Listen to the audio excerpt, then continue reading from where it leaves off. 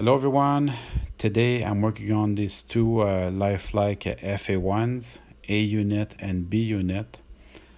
This box is a really nice box. They used to contain Bachmann F7s, and I'm definitely going to keep this box. Let me just remove the sticker, and I'm going to clean this up. I'm going to keep the box and I'm going to clean it up for you guys. So that's going to be a really nice way to store these two Life-Like engines. So the box is quite a bit dirty and scratched, and there's a little bit of glue on the side there. So what I do, I use car wax, and that allows me to clean it up quite a bit. Real good stuff. So that takes a little bit of work, but the results are worth it. I'm gonna keep working on this off camera. So it's not brand new, but it helped quite a bit. All the glue is gone from the side and from here.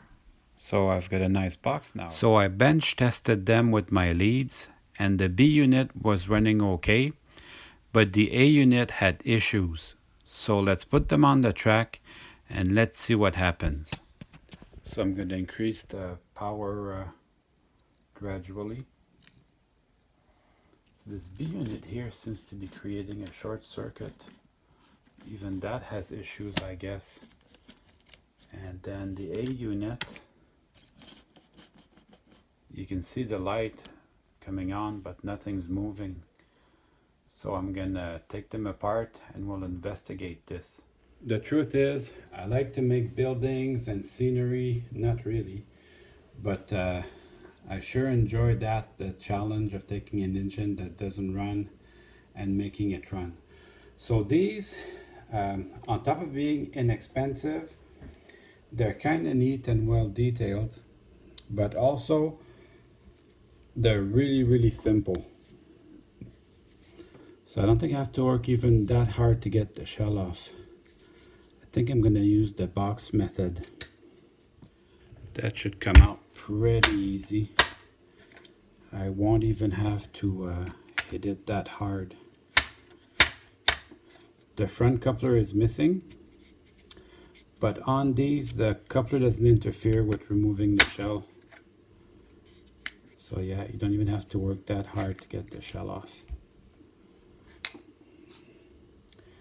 So that's the first thing you do, visual inspection. Everything seems to be in place. For sure, I think the wheels might be dirty, but I'll start with the disassembly. So all you got to do is remove the two screws. You can see the little pin that holds them there. That you want to keep track of. Today my table's nice and empty. That's gonna make it easy when I want to go back and find my parts.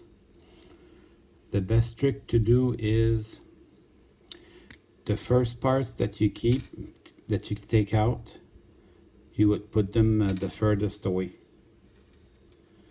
And then as you remove them, you put them just a little bit closer to where you are. This is just a little circuit board to for the headlight, which works, so that's good. And then the gas tank, just find a little spot for your screwdriver. It's not very hard to remove, just like the shell. This is a good engine to get, I find. It's easy to work on, and it's cheap, and it's also a good runner. So far I don't understand why it doesn't run. I'm gonna assume that the wheels are dirty, so I'm gonna spread this out and we'll let the trucks fall out. I'm gonna keep track of the order that they are in as I take them out. Then we'll take a look at our drive. Everything looks good in here. They have these little saddles just like the RS1, the U25B from Atlas and Kato. Everything looks good here. What I'm going to do is I'm going to take the motor, just the motor by itself, and we'll see how that runs. It's oozing out with lubrication, so for sure I'm not putting any more. These two bands of tape here, that's not original, so somebody has been in there.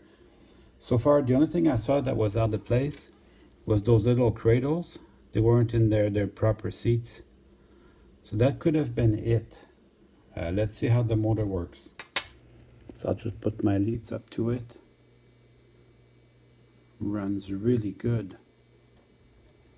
The only thing I can see that was a problem is maybe this little saddle here. That's the only thing. So here's what I do. I'll reinstall each component one at a time in the drive until I find the problem. And of course, I'll go test it on the track before I put the shell back on. That reminds me, I should probably go wash the shell. That will give it time to dry before I do anything else. So the shell, other than missing the front coupler, looks pretty good.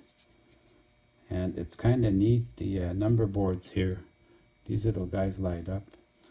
The horns are gone, so I'm not too happy about that. But other than that, it doesn't look too bad. I got a little ladder missing from here. Hey, that's part of the game of buying used stuff on eBay. And this ladder doesn't look too good either. So I'm gonna reinstall everything, every component one by one. Now these little saddles, they don't have to be in 100% at this point, because oh, see this little hand here, it got bent somewhere in time. So I'm gonna straighten it out because it is important. Could have been the thing preventing from the engine from running. So I just straighten it out until it's the way I want.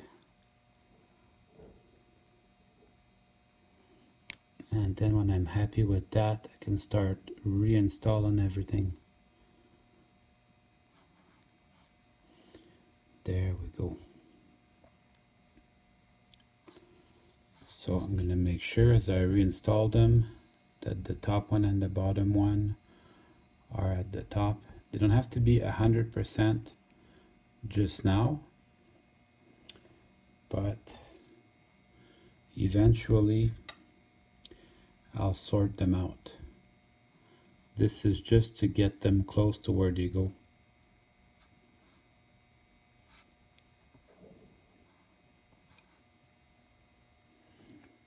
So I don't have to set them 100% now because I'm still bringing in the worm gears and they need to move. I need to move the motor to get them in.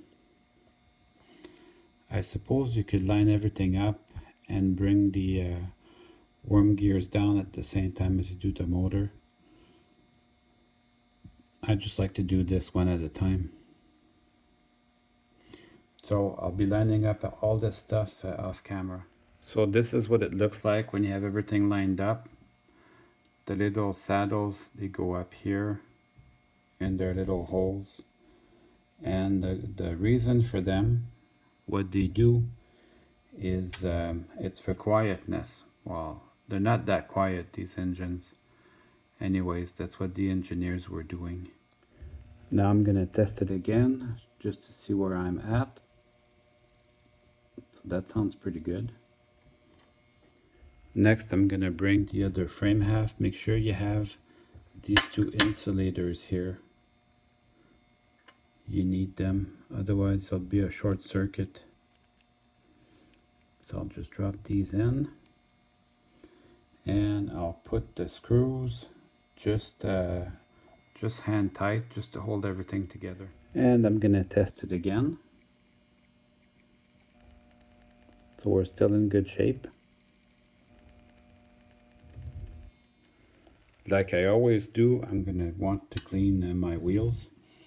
These look not too bad, can't complain too much, but since I have the engine apart, may as well do that. So this too, it's relatively easy to work on. So when you have everything apart, you can see if it's dirty. Boy, that's got a lot of lubrication. I don't really worry about that. What's gonna happen is that I'm gonna clean it with my toothbrush and some dish soap. It's gonna remove part of the lubrication. If there's a little bit left, that's fine. I usually don't lubricate the trucks, but that's gonna be okay. The wheels, I'll clean them with the toothbrush and with the rag, just to make sure. That's how I can know that they're squeaky clean. And that makes a big difference. Look at that, there's a little bit of dirt on my rag. Shows you that although they looked clean, they weren't.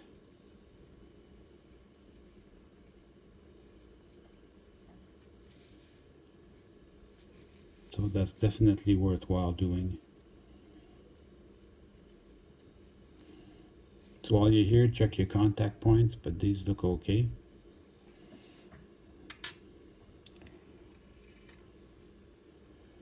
And I'll probably do the other truck off camera. Oh yeah, it's very dirty, this one. I can clean it twice even.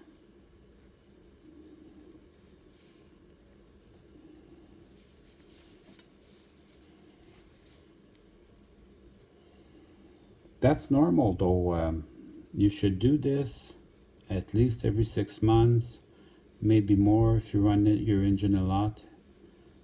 It doesn't matter if your trucks are dirty or clean, it's just normal that it picks up stuff.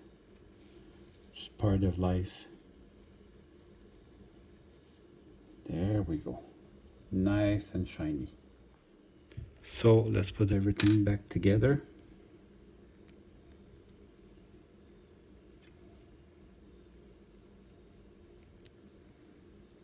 And then the two side frames.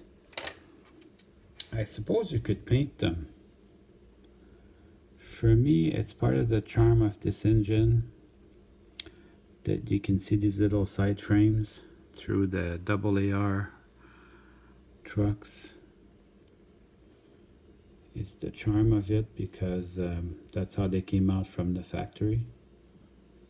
Actually, I'm feeling a little piece of dirt as I roll it. It's either dirt or one of the gears is broken. So let me work on that off camera.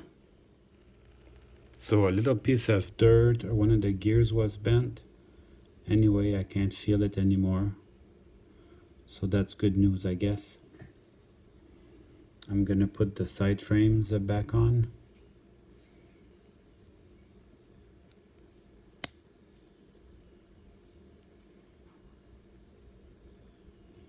And then check it with your finger to make sure that everything's going the way you want. I'm going to do the other side off camera. So I didn't tighten my screws all the way in.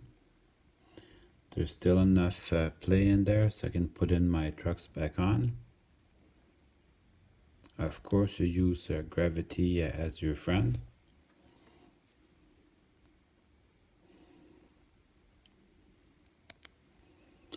And I'm gonna test it on the bench. Actually, at this time I can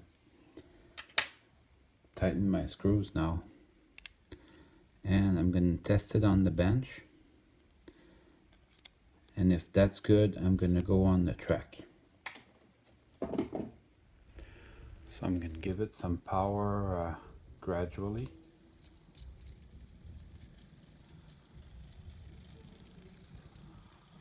So it's running okay now.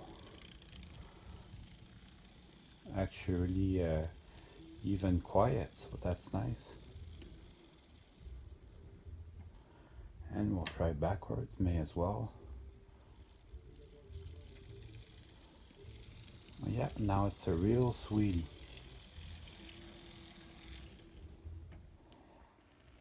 Now I'm really curious to know why the B unit doesn't run. That doesn't make any sense. So probably what I'll do is I'll do the same thing again. I'll take it apart and see maybe there's an extra part in there somewhere. So there it is. There's the little track nail. So your track nail, if it sits around like that, creates a short circuit and your engine doesn't run. I'm going to keep this. I'm going to reuse it for my roundhouse. So I think that was my problem. So to clean the B unit, I did exactly the same steps as the A unit. Now I'm going to put the shell back on, and I still have to put the coupler, the front coupler on there. I used a coupler from another project. Fortunately, I still have the little box that holds it. And that should just slide in there. I should be able to put it there with just a little bit of glue. And that should be good. So everything that was scratched, I just put a little bit of black paint over. Fortunately, it was easy to match. So I put the coupler. The horns, I shaved it as close as I could to the cab so they're not too objectionable. And that's it. As soon as my glue is dry from my coupler, then I'll be ready to go. So I did the same thing. I touched it up a little bit wherever it needed. And now it's time to run some trains. Well, I hope you enjoyed the video. I certainly had fun making it for you.